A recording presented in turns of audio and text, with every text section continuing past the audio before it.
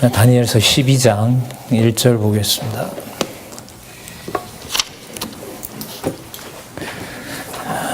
제가 읽겠습니다.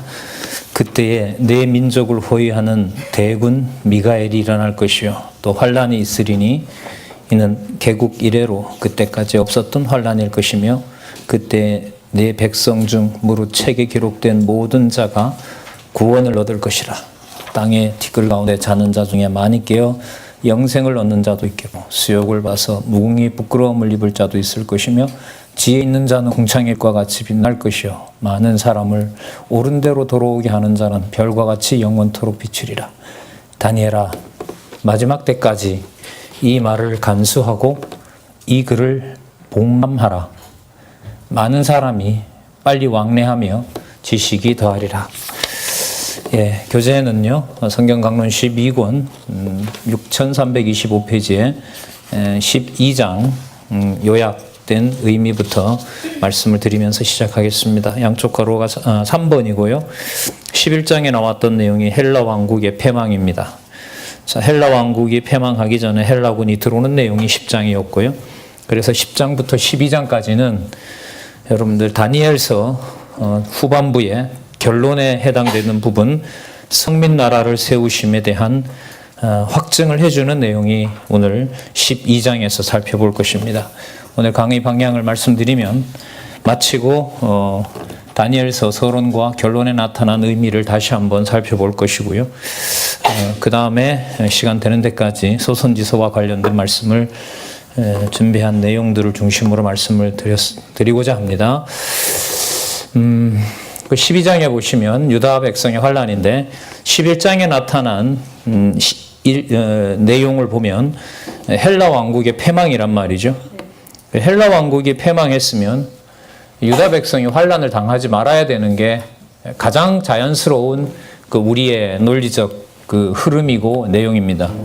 그런데 지금 읽었던 12장 1절에서부터 벌써 보시면 헬라 왕국이 패망하는 내용이 11장 45절에 보면 그 악독했던 잔인했던 왕, 아주 사악하고 교묘했던 왕 안티오코스 4세 에피파네스가 죽는 것으로 11장 45절이 끝나요. 그 시기가 역사적으로 기록된 문헌에는 164년에 죽었으니까요. 그 다음 남아있는 내용은 유다 백성이 이제 환란을 당하지 말고 좀 이렇게 소생이 되고 그래서 선민나라를 세운다. 이렇게 가면 좋은데 이게 다니엘서 2장으로 가면 헬라 제국이 끝나더라도 더 무서운 제국이 기다리고 있기 때문에 12장의 내용을 앞부분에 다니엘 2장과 7장을 아시는 분이라면 유다 백성의 환란이 너무나 당연하다라는 걸로 알 수가 있습니다. 그러나 다니엘서 2장과 7장에 나타난 하나님의 언약, 다니엘을 쓰러지게 했던 다니엘이 감당할 수 없었던 그 언약을 기억하지 못하면 이 흐름은 알 수가 없습니다.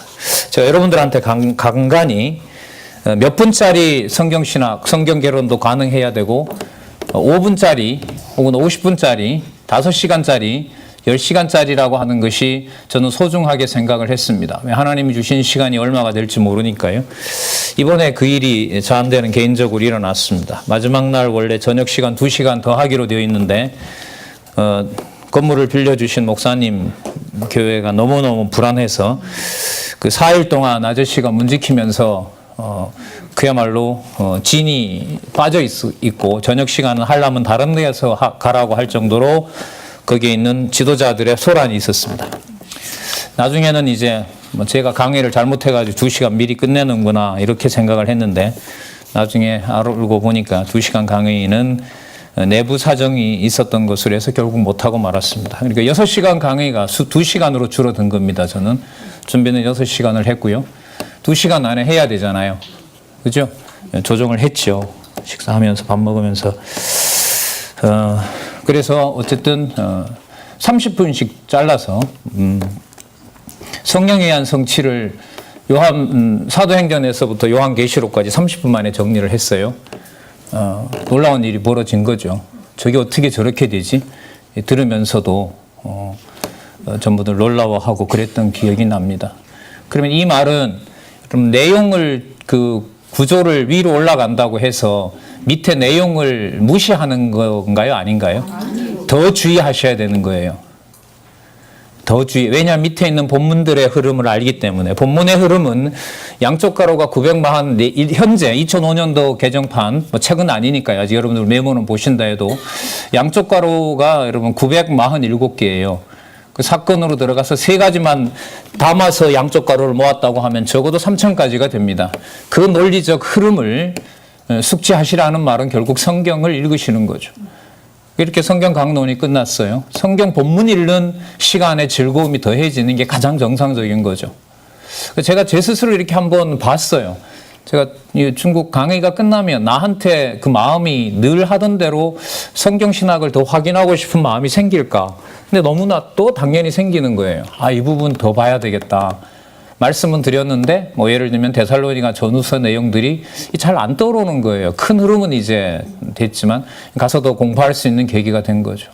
누구에게 전하려는 것이 아니라 내가 공부하고 내가 안 먹으면 죽기 때문에 그 방향으로 성령께서 인도해 가신다라는 그런 어떤 경험이 있었습니다. 자, 지금 뭐 무관하지는 않습니다. 12장에 나타난 유다 백성의 환란이라는 것이 바른 제목이라면 11장에 나타난 헬라 왕국의 패망과도 연관이 돼야 되고 유다 백성의 환란을 당하는 것이 6장에서부터 시작한 성민 나라를 세우신다라는 주제로 확증이 돼야 되는 거죠.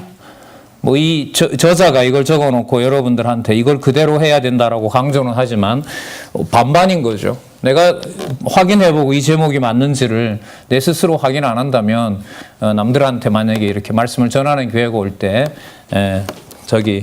확신을 가지고 할 수 없는 거죠. 그러니까 본문 내용의 확인과 성경에 요약된 것이 성경이 하나님의 말씀을 확증하느냐라는 것을 증명해야 되는 과제가 있는 거고요. 아까 여러분들 영상 보셨지만 우리 대학반에 지금 여자분들 많이 계신데 앞으로 여러 기획들을 대표자가 얘기하셨어요. 앞으로 몇 개월 후부터 시작이 될 것 같은데 제 생각에는 보시는 것처럼 여자 지도자들 우리 학술원의 원칙이 있죠. 남자 하나면 가지만 여자 둘 이상은 연구원이 없습니다. 저는 제가 안 갈 생각을 지금 굳히고 있습니다.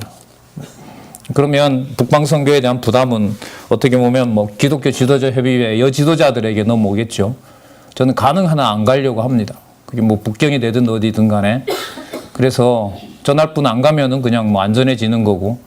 좀 남자분이 아까 소개한 것처럼 그렇게 오신다고 하면 그분들 데리고 그렇게 하는데 한 90%는 80% 이상은 하나님께서 어떻게 뭐 중국을 이렇게 뒤집어 놨는지 강론은 무조건 돌아가야 됩니다.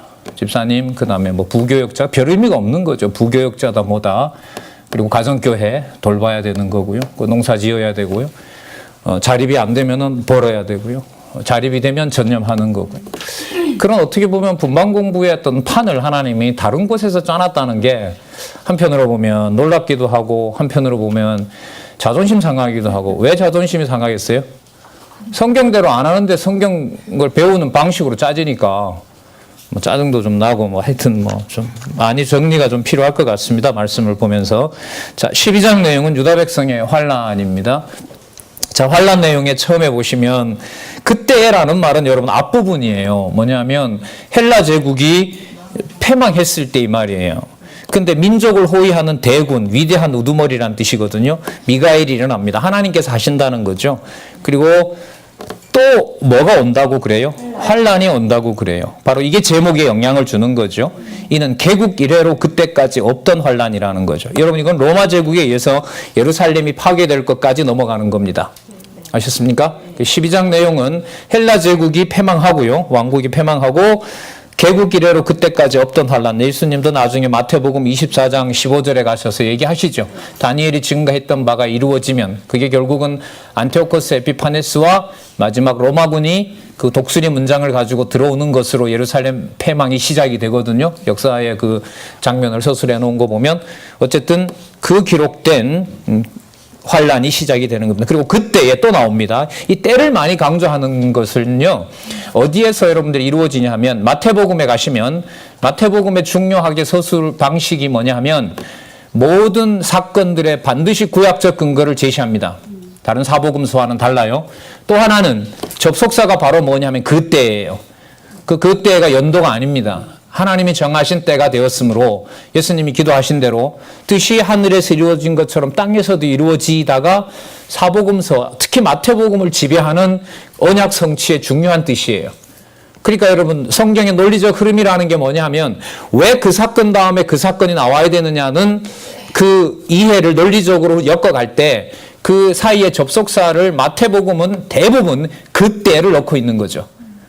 그럼 무시해도 될까요? 안 될까요? 안 되는 거죠.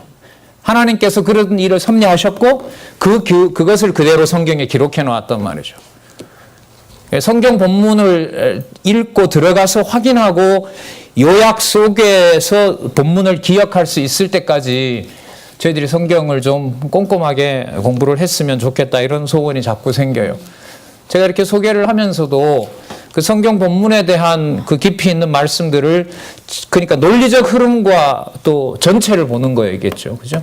그러니까 내용은 왼쪽에서부터 오른쪽으로 우리는 책이 쓰여 있으니까 그렇게 묶으면서 12장만 하더라도 여러 사건이 나오는데 거기에 내용이 유다 백성의 환란이다라는 것과 연관이 돼야 되는 거죠. 말씀이 생각나야 된다는 게 육신의 소욕으로 가면 내 좋은 것만 생각이 나게 돼 있어요.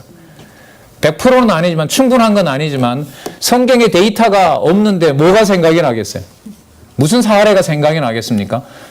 눈에 생각이 들어오는 것은 내가 손해 당한 거, 내가 열받은 거, 내 마음에 안 드는 거, 그 사건들이 들어와 있는데 거기에 하나님 하게 하셨다를 놓아버리면 내 좋은 대로 안다는 것으로 인간 중심적으로 요약이 되지.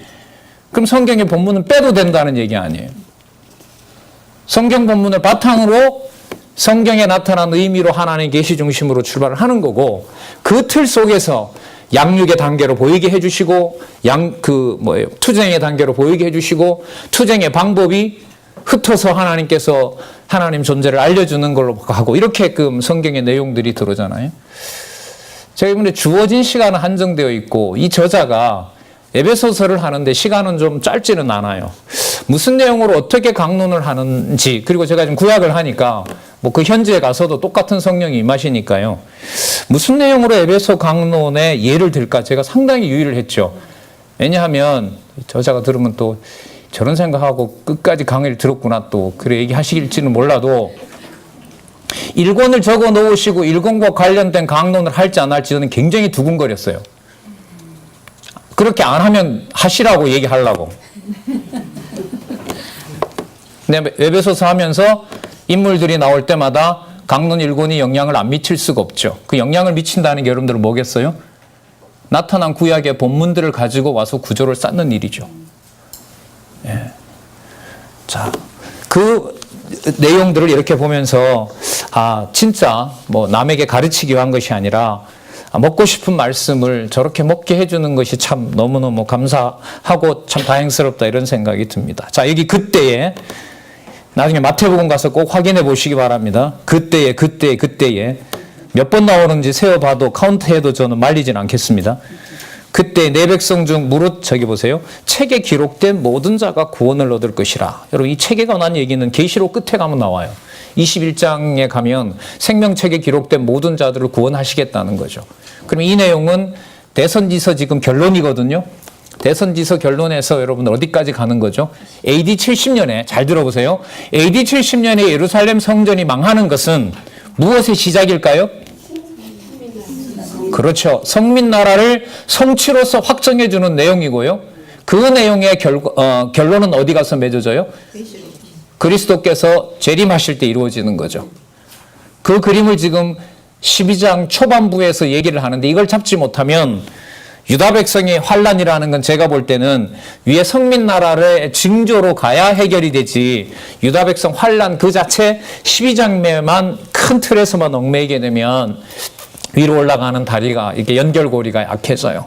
자, 그래서 환란도 맞고요. 근데 그 환란이, 자, 지금 2절까지 읽었습니다만은 내용은 어디까지 갑니까?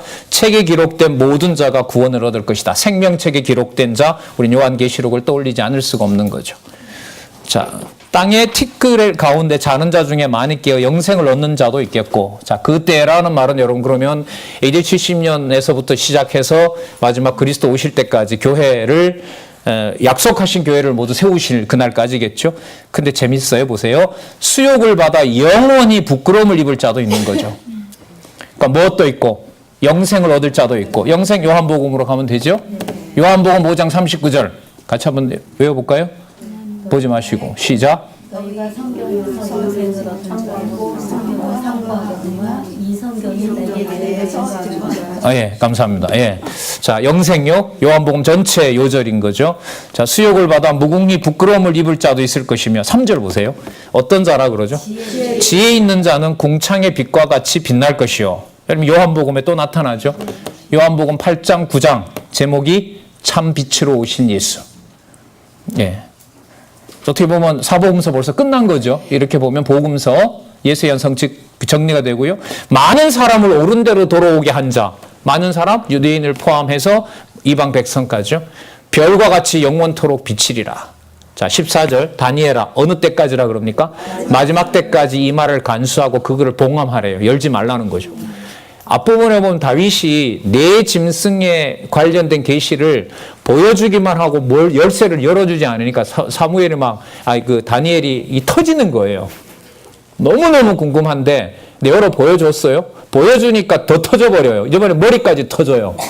왜요? 예루살렘이 4번에 걸쳐서 그냥 흔적도 없이 밟히기 때문에 이제 노구가 되어서 좀 있으면 여기 보면 이제 12장 마지막 절에 보면 이제 돌아가서 예루살렘의 그 회복을 이제 맛보는 것으로 이렇게 나오는데요. 다니엘 같은 경우에 지금 봉함하고 자 봉함하니까 어떻게 되겠어요? 많은 사람들이 빨리 왕래하며 이 원문 해석을 저자는 충분히 지나고 나서 사실 그 말이 다 통해요. 충분히 지난다는 말은 지금 보여준다 안 보여준다? 안 보여준다는 거죠. 그러니까 이것저것 찾고 싶어서 막 빨리 왔다 갔다 하는 거죠. 그러니까 보여주지는 않아요. 이거 보면 참 무서운 거죠. 진리의 말씀을 노력해서 받을 수 있는 게 아니라는 거죠. 성경신학 저자의 강조를 늘 들었잖아요. 어떻게 알게 됐느냐? 하나님이 깨닫게 하셨다. 이런 말씀 들었을 때 가장 많이 질문이 쏟아지죠. 거기 아까 통역하셨던 지도자분들이나 이런 분들이 어떻게 아셨냐고. 하나님이 알게 하셨다. 그거 말고요. 다른 거 하나님이 하게 하셨다. 이거밖에 없는 거죠. 이런 원칙이 있는 거 아니겠어요? 많은 사람이 빨리 왕래하며 뭐 할까요? 지식을 더하게 됩니다. 여러분 지식은 여러분 앞서 말한 여러 지식들이 더해지는 거예요. 무슨 뜻이냐면 3가지 내용이 분명히 이루어졌는데 이게 언제 이루어지지? 이런 거죠. 이루어진 내용이 있을 거 아니에요. 안티오코스 에피파네스 4세가 죽었어요. 164년에. 그러면 다니엘에게 언약한 대로 페르시아와 바벨론과 페르시아와 헬라 제국이 이루어진 거잖아요.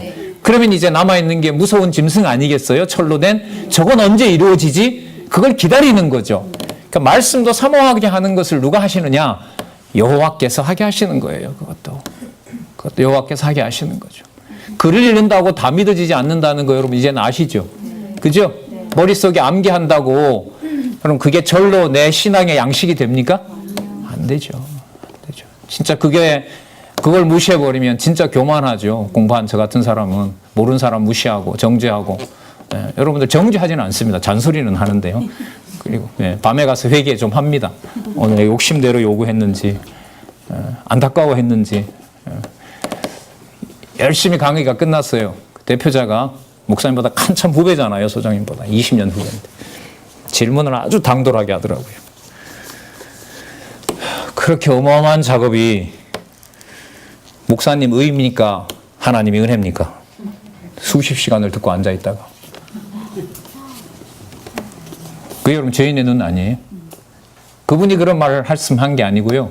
성령께서 저자를 또 한 번 교훈하는 거죠. 저도 그 현장에 있었고요. 예. 그러니까 저자가 영특하잖아요. 저자가 받아치는 데는.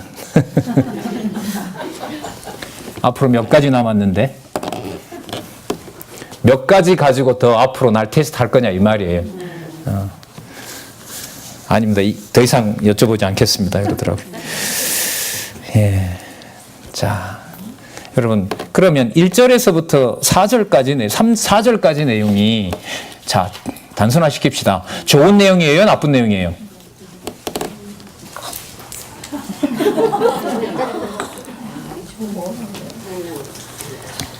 환란이 좋은 거예요? 나쁜 거예요?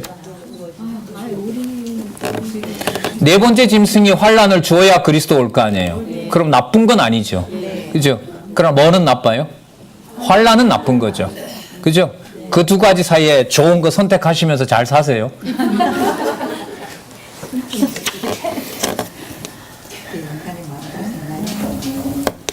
다니엘도 못해요. 끝까지 쓰러져요. 다니엘은. 제가 만약에 다니엘 같으면 하나님 더 이상 궁금해하지 않을 테니까 계시 안 보여줘도 됩니다. 이럴 것 같아요. 성경 신학 더 들어가면 너무 아픈 부분이 많거든요. 제가 그런 기도는 안 했습니다만 하나님 요쯤에서 그냥 끝내게 해주십시오. 그냥 들어가는 내용들이 본문의 어떤 깊이로 더해가는 게 여러분들 누구 중심으로는 이게 이해가 안 돼요. 지금 전부 다. 그렇죠. 세상의 철학적인 논리도 아니고요. 상식도 아니고요. 제가 이번에 그래도 비행기 타는 시간이 한두 시간 있어서는 꼭 그 성경은 뭐 이렇게 담아가는데요. 뭐 폰에다 가져가면 되는 건데 책을 한두 권씩 가져다녀요. 근데 한 5년 전에 우리나라 동양철학의 대가가 연변대학에 가서 한 학기 강의하면서 뭐 사진보 이런 거 넣어서 한 5권의 책을 바로 썼어요. 그 현대사에서 연변이라는 그 우리가 한 길림성이거든요. 그 북방 만주벌판을 어떻게 해석해야 될 건가? 그 사람 어머니는 권사였고요. 기독교인들 진짜 정신 나간 놈이라고 욕하고 있는 사람이고요. 예? 그런 사람인 거예요. 누군지 아실 겁니다. 그 사람이 5권의 책을 연변대학에서 한 학기 강의를 중국어로 하면서 나름대로 적어놓은 게 있어요. 어떤 틀을 요즘 말하는 빅피처를 그렸을까? 그래서 한 10권 가지고 갔는데 답이 나오겠어요. 그렇게 아무리 만주를 해석한다 하더라도. 예. 공항에 내리고 이제 집에 가자고 하시면서 이제 저자랑 했는데 기분을 한마디만 얘기 좀 해주시죠. 정리가 전 잘 안 되는데 라고 했더니 뭐 진시황제 통일보다 더 큰일 벌어지지 않겠어 그러시더라고요. 진시황 누군지 아시죠? 네. 뭐한 왕이에요? 예. 그럼 모택동 누군지 아세요? 누구예요? 공산주의로 중국 통일한 사람 아니에요. 그죠? 예. 하루아침에 했을까요? 죽을 고생 많이 했을까요? 어느 정도 많이 했냐면요. 곧바로 가면 몇십 리면 갈 길을요. 100마리를 돌아서 치고 들어가요. 장개석이를. 그게 하루 이틀 참았겠어요. 그 사람이. 그거 한 다음에 뭐 하죠? 기독교인 안 믿는 사람들을 74년 문화혁명 때 수백만을 죽이죠. 그 일이 재현된다고 그래요. 지금 자기네들 말로. 저희들이 갔던 일주 동안 교회가 2,000개 문 닫았어요. 아까 통역해주던 그분 우리 보내고 가서 교회 정리하고 다른 데 얻어야 돼요. 아까 그 뇌 다쳤던 그분은 이렇게 시키는 주는 일만 해요. 근데 4박 5일 동안 이제 CCTV는 달려있죠. 그 문소리만 나면 이제 강의하다 보는 거예요. 저는 잡혀갈까봐. 소장님은 좀 좋으시더라고. 오히려 이럴 때는 조금 못 들으시는 게 낫겠다. 그런 생각까지 들었거든요. 예. 근데 믿음이 장로님이 저보다 좋으신 것 같아요. 저는 가방에다 성경 못 넣어갔거든요. 스마트폰에 있다는 핑계로. 장로님이 강의를 하는데 뭘 줘요? 장로님 이건 뭐예요? 성경 보고 하지. 예? 그럼 성경 가져오셨어요? 가져왔지 뭐. 어떻게 하시려고요? 주방 되면 장로님 하나도 못 찍는데 그냥 가져왔어. 다 하나님 하신 일입니다. 진짜 너무 감사하고요. 자, 12장 5절에서부터 13절 여기 나오네요. 유다 백성이 당한 큰 환난 끝의 징조들에 관해서 예언합니다. 여러분 이 내용은요. 다르게 말씀드리면 아까 대환란이 온다 그랬죠. 로마 제국에 대한 언약이에요. 그러면 이게 아까 539년의 언약이거든요. 시간으로 보면 앞으로 610년 후의 예언이에요. 그리고 이 예언을 할 때 아직 안티오코스도 안 왔고요. 그것도 380년 후의 언약이에요. 그게 우리는 지금 다 이루어진 걸 역사적으로도 확인하고 뭐 성경을 통해서도 확인하는 거죠. 자 볼게요. 5절에 보면 다니엘이 봤는데요. 두 사람이 있어요. 강 이쪽에 있고 저쪽에 있는데 자 중간에 어떤 사람이 한 사람 또 서 있는 거예요. 그럼 여러분 이걸 연결시켜야 돼요. 아까 그 마지막 엄청나게 환란이 기다리고 있다고 했잖아요. 그죠? 자, 그 다음에 이제 남아있는 내용은 바로 이제 마지막 무서운 짐승, 성도들을 죽이기도 하고 그 사이에 영생을 얻는 자도 있고 이 상황이 기다리고 있는 거예요. 자, 6절에 보시면 그 중에 하나가 세마포 옷을 입은 자, 곧 강물 위에 있는 자에게 이르되 자, 세마포 옷을 입은 자, 곧 강물 위에 있는 자에게 양쪽 언덕에 있던 한 사람이 물어보는 거예요. 이 기사의 끝이 어느 때까지냐? 이렇게 묻는 거죠. 다니엘도 이걸 알고 싶어 하거든요. 근데 제가 볼 때는요, 다니엘은 알고 이거 보다가 더 부담스럽고 진이 빠진 것은 그 사이에 성민 나라가 세워지기 위해서 모형적인 유다 나라가 얼마나 처참해져야 되는지를 다니엘이 애태하는 거죠. 좀 신학으로 와서 말씀드리면 그리스도의 십자가 죽음을 제자들이 애타하던 것과 수십 배로 고통 속에 다니엘이 있는 거죠. 그러니까 다니엘이 지금 몸이 온전한 상태가 아니에요. 쉽게 말하면. 우리말로 말하면 멘탈도 붕괴되어 있고요. 그러니까 푹 쓰러져서 쉬려고 하니까 하나님이 다시 깨우죠. 맞죠? 네. 입을 안 열려고 하니까 손가락을 다니엘 입에다 넣어버리잖아요. 입 열라고. 그리고 가서 전하라고. 제가 이걸 공부하면서 야, 이거 맞다. 뭐가 맞냐? 왜 선지직이 먼저 나오는지 감이 약간 오더라고요. 결국 그 신학교에서 아직 답을 못 내리고 있어요. 칼빈은 왕제사장 선지직이에요. 왕제사장 선지직이에요. 칼바르트 같은 사람은 제사직, 왕직, 선지직이에요. 전부 다 선지직을 뒤로 빼요. 왜요? 왕과 제사장에 비해서 선지자는 존각하거든. 진짜 이거 여러분들 세계적인 문제, 세계 신학계의 문제예요. 칼빈 이후로 칼바르트라는 신학자가 등장할 때까지 시간이 400년이 지나는 동안 어느 학자도 이 세 가지 직임을 얘기 안 해요. 그게 여러분 순서를 바꾸지 말고 마태복음 그 자리에 놔두라는 거예요. 그걸 왜 놔둬야 되느냐가 성경신학이 증명한 거예요. 세계적인 사례를 들려면 말로만 그러지 말고 그걸 신학적으로 딱딱 제시를 해야겠죠. 저희 같은 사람들은. 그리고 그게 맞는지 아닌지 가서 확증을 해야 되겠고요. 여러분 그래서요. 지금 보고 계시잖아요. 다니엘의 의지와 상관이 있어요? 없어요? 선지직 수행이 없게 만들죠. 에스겔 기억나시잖아요. 부인 죽었는데 울지 말라는 거예요. 맞죠? 뒤에 호세아요.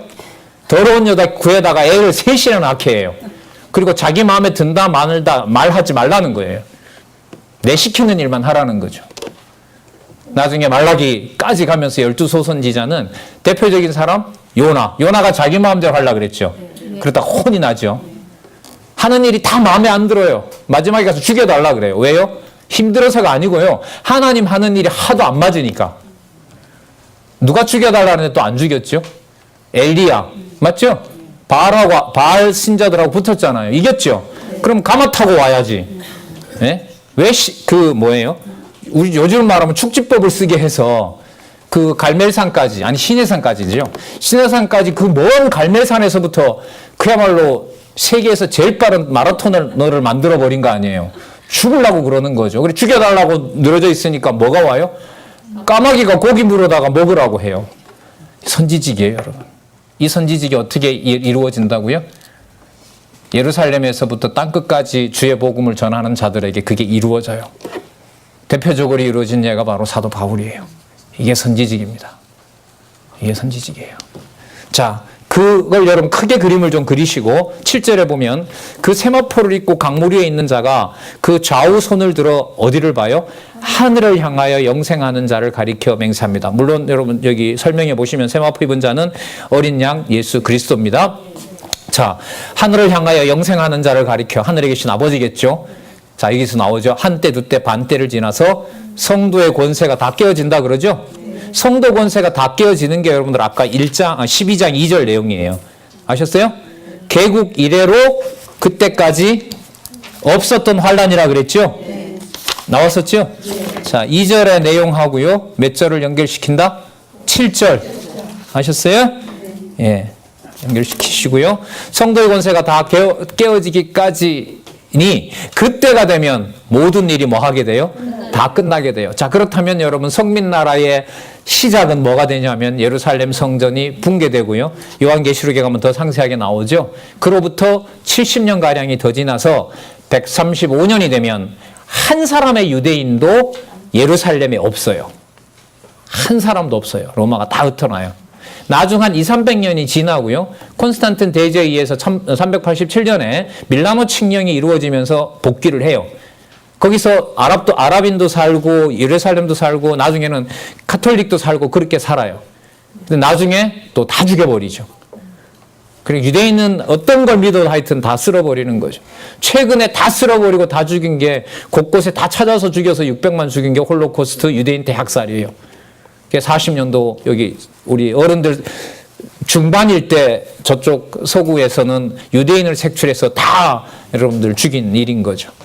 돌아가야 될 복이 많죠. 그런 면에서 보면 유대인들에게. 자, 그래서 여러분들 한때 두때 반때는 간단하게 정리를 할게요. 본문에도 보면 나오지만은 한때는 누구냐면요. 예수님 당시에 헤롯 왕이 두 때라고 보시면 되고요. 한때는 누구냐면 헤롯 왕의 아버지예요. 헤롯 왕의 아버지인데 안티파테르라고 하죠. 그 다음에 두 때는 누구냐면 헤롯 1세, 보통 헤롯 대왕이라고 얘기를 하고요. 반때는 뭐냐면 헤롯 대왕의 아들들 3명이 있었어요. 3명이 있었는데 아켈라오가 있었고요. 아켈라오는 마태복음 3장에 나와요. 아켈라오 때문에 하나님께서 그 유대로 안 보내고 하나님이 갈릴리로 보내요. 갈릴리는 누가 통치하고 있었냐면 안티파스가 있었어요. 이건 조금 덜 악했던 것 같아요. 그리고 오른쪽 그 헤로디아의 전 남편이었던 빌립이 있었어요. 거기는 그 요단강 오른쪽 상부에 살았었어요. 그러니까 거기가 죽으니까 죽었던 헤로디아 남편도요, 자기 삼촌이에요. 그러니까 요즘으로 말하면요, 콩가루 정도가 아니에요. 진짜 무슨 판이에요, 이 헤롯 가문들이. 왜 그러냐면 종족을 남에게 주기 싫어서. 부귀와 영화를 남에게 주기 싫은 거예요. 그러니까 왕실에서 그렇게 하는 거죠. 자, 그래서 여러분들 여기 한때, 두때, 반때는 헤롯 왕의 아버지, 그 다음에 헤롯 왕, 그 다음에 헤롯 왕의 세 아들. 그 중에 여러분들 재밌는 사실 하나 짚고 넘어갈게요. 헤롯 아킬라오가 원래 마태복음 3장에 나오는 아킬라오가 유대 땅을 통치했어요. 그리고 예루살렘 통치자였어요. 그런데 AD 6년에 그러니까 예수님이 어렸던 시절이죠. 10대 때 예수님 10대 때 폐위시켜요. 로마가 마음에 안 들다고. 왜 폐위를 시키느냐? 성경의 약속을 이루려고. 어떤 약속이요? 그리고 누가 지배를 하냐면 빌라도 같은 총독을 보내서 유대를 바로 통치해요. 그러니까 분봉왕을 안 세워요. 분봉왕은 갈릴리에만 두고 빌립은 죽었고, 그러니까 갈릴리 분봉왕 한 명밖에 없는 거예요. 갈릴리에 세웠던 분봉왕은 누구랑 연결되냐면 나중에 사도 바울이 로마 가는데 이 아들이 역할을 해요. 그래서 헤롯 가문을 저 위쪽에 예루살렘에서 로마로 파송하는 그 과정까지 헤롯 가문을 씁니다. 그리고 70년에 다 죽여버리고요. 싹 이제 쓸어버리게 되는데, 로마가 유대 땅에 있는 안티파스 땅을 6년에 폐위시키고 씀으로써 성경에 뭘 준비하고 있죠? 예수님 유대 땅에서 죽으셔야 되잖아요. 맞죠? 예루살렘에서 정죄받아야 되겠죠. 골고다에서 돌아가셔야 되잖아요. 누구의 손에 의해서요? 이방인의 손에 의해서. 이걸 여러분들 역사가 알겠어요? 요세푸스가 알겠냐고요. 성경 전체를 봐야 이런 역사적 해석이 가능한 거죠. 자, 그래서 한때, 두때, 반때는 예수님께서 오시기 전부터 예수님께서 그리고 십자가에 죽으시는 사건이 포함된, 자, 그럼 무슨 나라 설명이 됐어요? 한때, 두때, 반때 속에 성민나라 설명이 된 거죠. 그럼 헤롯 대왕의 아버지 예를 좀 더 들면요. 헤롯 대왕 아버지 때부터 뭘 짓기 시작하냐면 성전 공사 80년짜리를 시작합니다. 왜요? 유대인의 그 환심을 얻어야 되니까. 마음을 얻어야 되기 때문에. 공사 시작은 아버지가 시작을 했고요. 대공사는 헤롯 대왕이 했죠. 못하고 죽었어요. 여기 보면 그 자살했다고 하는 설을 지금 저자는 적어놨고, 이거 뭐 정확한 건 아닙니다. 자살했다는 설도 있고요. 나중에 자살하기 전에 보면 막 속에 내장이 다 썩어요. 내장이 썩어서 결국 뭐 살 수 없게 한 다음에 하나님이 쳐버리는 거죠. 자, 어쨌든 성민나라에 그래서 판때, 두때, 반때를 지나서 성도의 권세가 다 깨어진다라는 말을요, 교회가 무너진다 이게 아니고요. 어느 나라요? 모형적 예루살렘이 끝난다 이 말이에요. 그걸 여러분들 꼭 기억을 하시기 바라면요. 자, 그렇게 되면 모든 일이 다 끝나자. 8절, 내가 듣고도 깨닫지 못한지라. 바울이 그 다니엘이 어떻게 알겠어요? 세 가지 내용도 뭐가 이루어질지 모르는데 아직 시작도 안 했잖아요. 바벨론 제국의 왕이 아니에요. 여기 다니엘은. 근데 바벨론이 바뀌었단 말이에요. 다니엘은 이제 여러분 페르시아 제국의 왕이잖아요. 다리오 제국 시대에 어디죠? 그 성 지금 이 붙잡혀 갔던 성, 이 성 이름이 뭐지? 무슨 궁 이름이 제가 생각이 어쨌든 뭐 그렇게 나중에 수상궁으로 이렇게 옮기는데 하여튼 뭐 그 부분입니다. 자, 내가 듣고도 깨닫지 못한지라 내가 가로되 내 주여 이 모든 일의 결국이 어떠하겠삼나이까. 9절 그가 가로되 다니엘아 갈지어다. 대제 이 말은 마지막 때까지 간수하고 뭐 하라 그래요? 봉함하라 그래요. 그래서 여러분들 예수님 오시기 400년 전부터 성경을 닫아매고요. 유대인들한테 안 가르쳐줘요. 하나님이. 무슨 과정일까요? 너네들 나라 끝장내겠다는 거죠. 열어줘서 가르쳐놔주면 당하기라도 하면 이해나 되지. 아, 누가 왔구나. 싹 잠궈버렸어요. 그럼 전 이걸 보면서 여러분 저한테 다가오는 역사가 여러분들 뭐냐면요. 어거스틴이 4세기 말이거든요. 그 사람이 신약성경 27권을 확정하면서 카르타고 회의에서 서방교회가 성경이 하나님 말씀이다라는 걸 397년에 확정을 해요. 그 다음부터 하나님 성경을 잠궈버렸어요. 1517년까지 1100년 동안. 성경을 안 주는데 어디 가서 성경을 읽어요. 잠시 열어놨어요. 칼빈 시대 때 하나님 영광과 주권으로 성경은 하나님 말씀이라 증명해야 돼요. 칼빈 강의실에 자유주의 신학자 반, 전책설자 반이 같이 자라고 있는 거죠. 탄압받았죠. 배를 타고 미국으로 도망와요. 타고 있는 대학 신학 교수들 가운데 과반수 이상이 전부 성경 문서설자들이에요. 와서 세운 대학이 하버드, 예일, 프린스턴 이렇거든요. 들어오자마자 30년 만에 학교가 다 자유주의로 넘어간 거죠. 무서운 거예요. 진짜 무서운 거예요. 좋고 재밌는 역사는 아니에요. 그래서 어떻게 보면 제가 저자 입장이라면 장안중앙교회 40년 역사 속에 성경을 하나님의 말씀으로 철저하게 공부하는 어떻게 보면 본인이 함께 사역하고 함께 동역했던 분들이 공부를 안 하고 딴 데 관심을 가지고 뭐 희한한 일도 겪었잖아요. 공모를 해서 내쫓고 들어오지도 못하게 하고 진짜 뭐 속이 상해서 터질 일이 아니고요. 저도 조금씩 정리되는 것 같아요. 보면 화가 났는데 요즘은 참 안타깝다 이런 생각도 열 중에 한 번은 몰려오고요. 자, 우리가 걱정할 일은 아니죠. 하나님의 교회를 하나님이 관리하시지. 공모하고 거짓말하고 소문 만들어내고 자기 편 될 것 같은 사람 전화해서 면담한다는 이유로 해서 자기 사람 만들고 하여튼 여러 드릴 말씀이 저도 선교 보고 할 게 많은데요. 왜 중국 선교가 이제까지 실패할 수밖에 없느냐. 그렇게 많은 돈 광약교회도 많이 쏟으셨죠? 여기도 많이 쏟았어요. 제가 알기로 들어보니까. 왜 번번이 실패할 수밖에 없었느냐. 물론 하나님께서 하신 일이죠. 자, 볼게요. 10절 많은 사람이 연단을 받아 스스로 정결하게 하며 희귀할 것이나 잘 보세요 여러분. 여기 보세요. 악한 사람은 뭘 행해요? 악을 행해요. 그러니까 누가 언약을 해놓으신 거죠? 하나님께서. 예, 하나님께서. 여러분 거기다 메모 하나 하실래요? 계시록 22장 11절. 어떤 구절인지 아시죠? 악한 자는 더 악하고 더러운 자는 더 악하며 의로운 자는 더 의로우며 거룩한 자는 더 거룩할지니라. 계시록 6장 11절을 이루시려고. 무슨 얘기인지 아시죠? 순교자 숫자 자살해야 돼요. 순교자들이 아니잖아요. 더러운 자들이 죽여야죠. 그래서 여러분 이 내용이 다니엘서의 성민나라를 세울 때 유다 백성의 환란 속에 이미 들어가 있는 약속이 되는 거죠. 전능성 맞죠? 신실성도 맞아요. 맞죠? 주권성도 맞습니다. 영원성도 맞고요. 그 다음에 자비성인 거죠. 그럼 그 자비성은 우리 기준의 그런 자비성이 절대로 아닌 거죠. 자비성이 아니에요. 자, 근데 재밌게 끝나요. 10절 끝에 보시면 오직 지혜 있는 자는 깨달으리라 이렇게 나오잖아요. 11절, 12절, 13절은 접속사는 없습니다만은 그럼 이 일이 시작될 징조가 뭐냐 하면 그게 바로 안티오코스 에피파네스 4세. 안티오코스 4세 누구죠? 에피파네스. 그 일을 기록을 해요. 잘 보세요. 이게 지금 한 3번에 걸쳐서 얘기를 해주거든요. 8장에 나왔고요. 여러분 9장에 나왔어요. 2300주야 기억나시죠?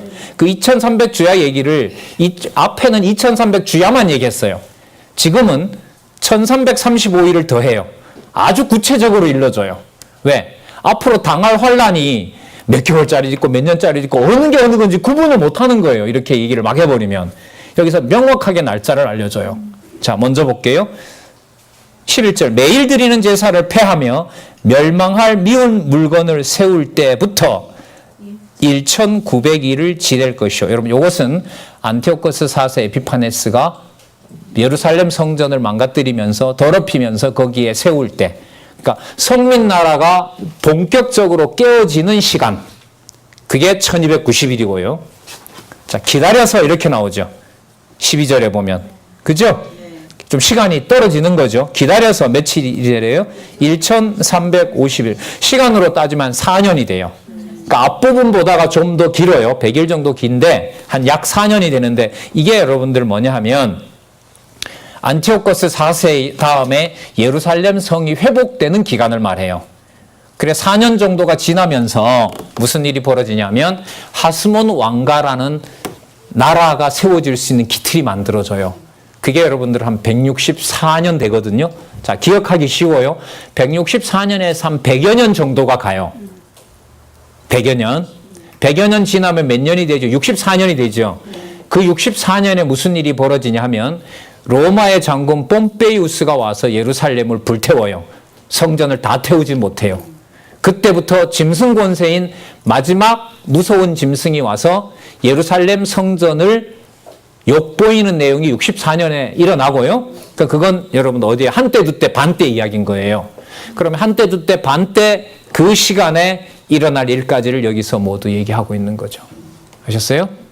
그 64년에 누가 뭘 시작하냐면 그 경에 헤롯 가문은 망가진 그 폼페이우스가 불태우다 만 그 성전보다 화려한 성전 80년 대공사를 시작해요. 그게 예수님 당시에도 짓고 있었고 67년에 완공이 돼요. 그러니까 예수님 승천하신 다음에 30년 후에 지어져요. 3년 후에 불타요. 이 하나님 하시는 일이에요.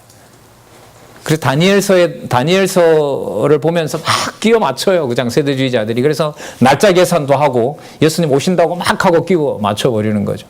우리 날짜를 우리는 끼우는 것이 아니라 성경에 나타난 언약과 그것이 어떻게 성취되고 있는지를 남들 다 알고 있는 역사적 사실 몇 가지만으로 확증하는 걸로 충분해요.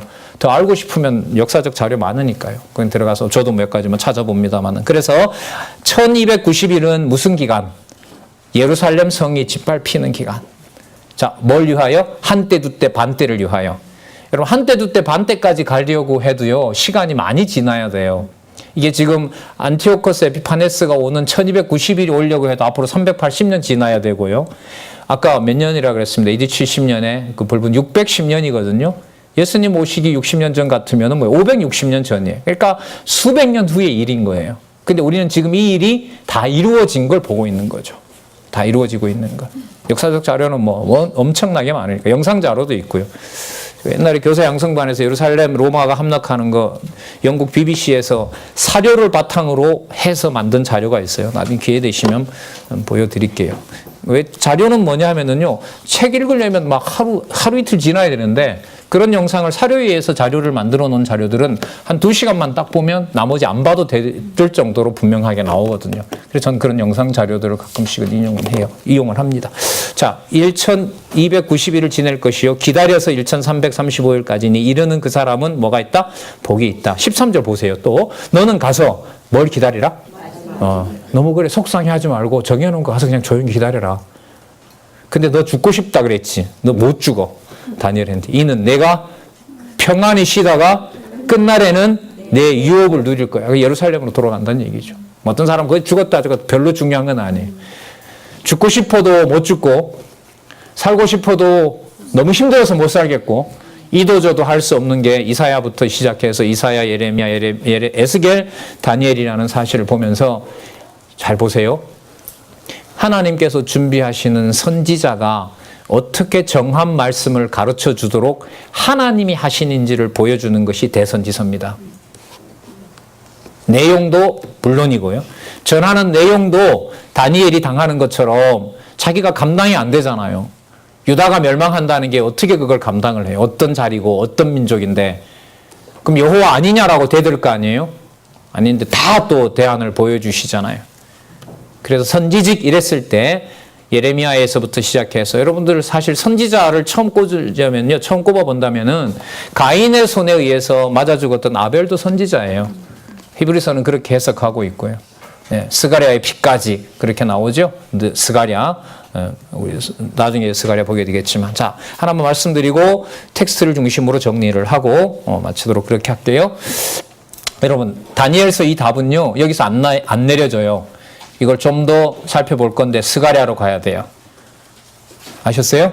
소선지서 스가랴에 가면 이 다니엘과 관련된 이후 얘기 있죠. 마카비 아까 그 혁명이 있었잖아요. 그죠? 그러니까 1335일 나왔었죠? 예. 1290일 얘기는 충분히 나왔어요. 한 서너 번 나오거든요. 1335일에 관한 얘기는 하나님께 소선지서로 밀어놔요. 소선지서에 가면 아까 누구라 그랬죠? 뽐페이우스가 와서 예루살렘을 무서운 마지막 제국이 불태울 때까지 그 사건에 대한 예언을 하나님은 스가랴를 써요. 스가랴 가서 확인해야 돼요. 스가랴 가서 확인한 내용을 예수님께서 처음으로 마태복음 25장에 가서 또 한 번 설명해요. 다니엘을 언급하십니다. 그러면 그 다니엘을 언급하면서 성민나라가 이제 실체로 왔잖아요. 실체가 왔기 때문에 그리스도께서 사도 요한을 통해서 최종적으로 정리해요. 그게 요한계시록이에요. 그럼 요한계시록에 가면 지금 살펴봤던 내용, 스가랴에서 언약했던 내용, 예수님이 살아계실 때 언약했던 마태복음 25장 사건, 그 다음에 예수님이 승천하시고 살아계시면서 극한 환란 속에 95년경에 요한계시록을 통해서 보여준 666 들어보셨죠? 666에 가서 모든 것들이 마무리가 되면서 성민나라 완성이 교회의 성취라는 것과 요한계시록과 연관이 돼요. 조금 기다리셔야 돼요. 이런 내용들이. 물론 저자는 다니엘서 쓸 때 스가랴를 아직 안 봤습니다. 스가랴를 쓸 때 요한계시록을 아직 안 보고 있어요. 몇 년 후에 나오니까. 요한계시록에 가면 헤롯과 마카비 가문이 두 뿔 거짓 짐승이라고 요약을 하게 되죠. 당연히 그래야죠. 여러분, 요한계시록에 가장 잘못 나가는 것 중에 하나가 뭐냐면 새로운 내용이 요한계시록에서 나오면 그건 100% 이단이에요. 두 번째, 어느 한 누군가의 이름을 거론하면 100% 그것도 이단이에요. 수백 명이 넘어졌어요. 요한계시록을 그렇게 풀다가. 예. 그래서 저자한테 666이 누구냐라고 물으면 저자 대답을 안 하죠. 저는 20년 처음 말씀드릴 때부터 요한계시록이 너무 싱겁게 끝나가지고 그럼 666이 누굽니까? 라고 했을 때 대답을 안 하더라고요. 저자는. 예. 특정한 세력 있습니다. 세력은. 그게 누구라고 지목하게 되면 다른 사람은 아니게 되잖아요. 예. 그 강론 방식이 어디서부터 시작이 됐냐면요. 이사야에서 처녀가 잉타의 아들을 낳으리라는 표적에서부터 실체로 오실 영원한 나라에 대한 예언은 확증하지만 그게 누구다라고 하는 걸로 못은 박진 않아요. 그러나 성경은 고레스를 소개를 하죠. 예. 자, 그래서 여러분들 고레스에서부터 시작해서 다니엘에게 또 에스겔에 보여준 하늘에 있는, 그러니까 하늘에 여러분들 지어서 보여줬어요? 있는 걸 보여줬어요? 에스겔 후반부는? 있는 거예요. 그 영원한 거란 말이죠. 영원한. 이스라엘 백성들은 무너지면 또 만들어야 되잖아요. 그거 말고 원래부터 영원히 있는 거.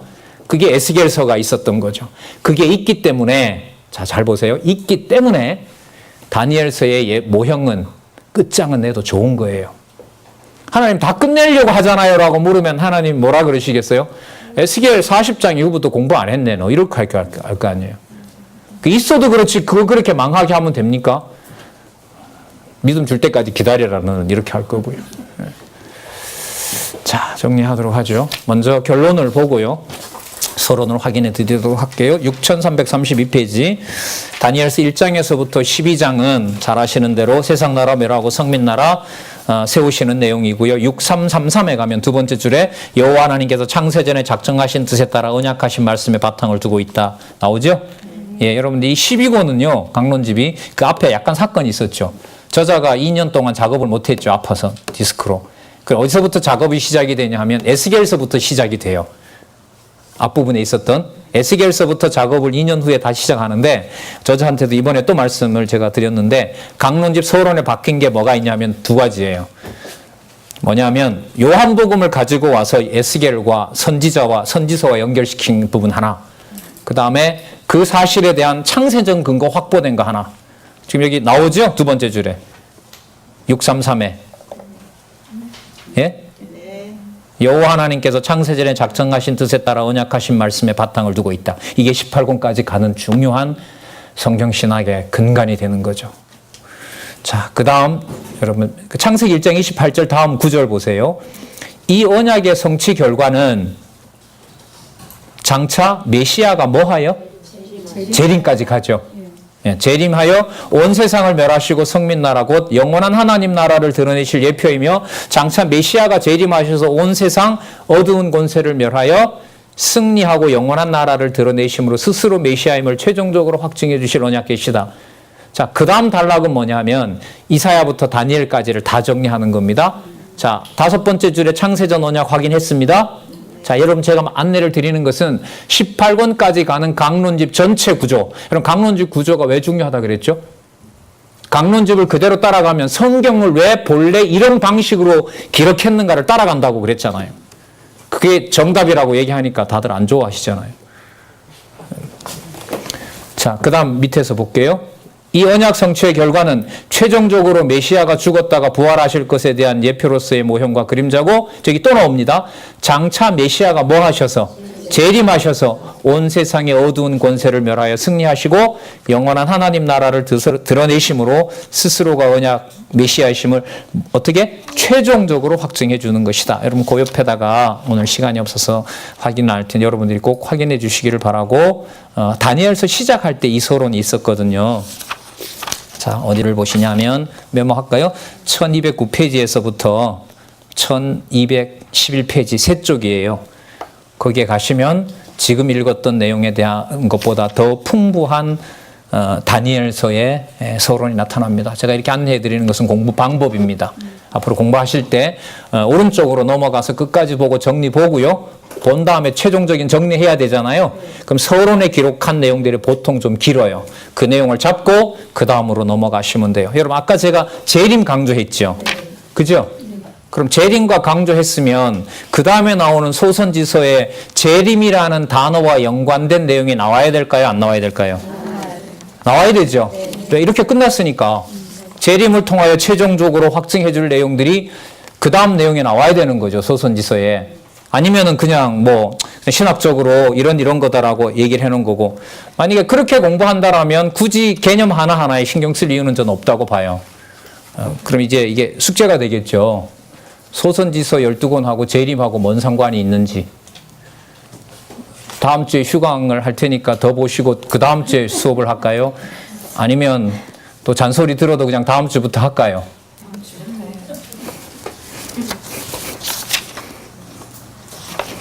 자,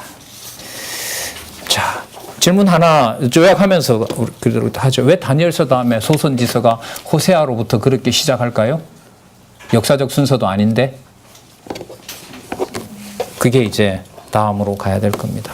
여기서 좀 결정을 하죠. 이사야부터 다시 정리할까요? 아니면 소선지서로 들어갈까요?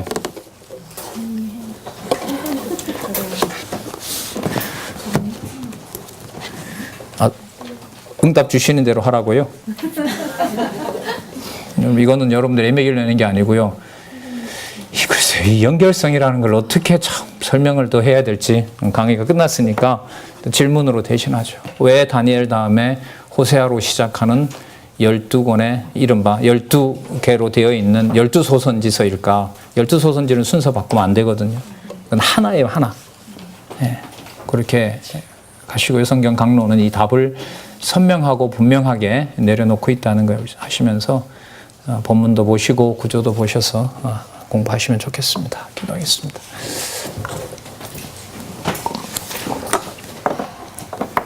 하나님 감사합니다.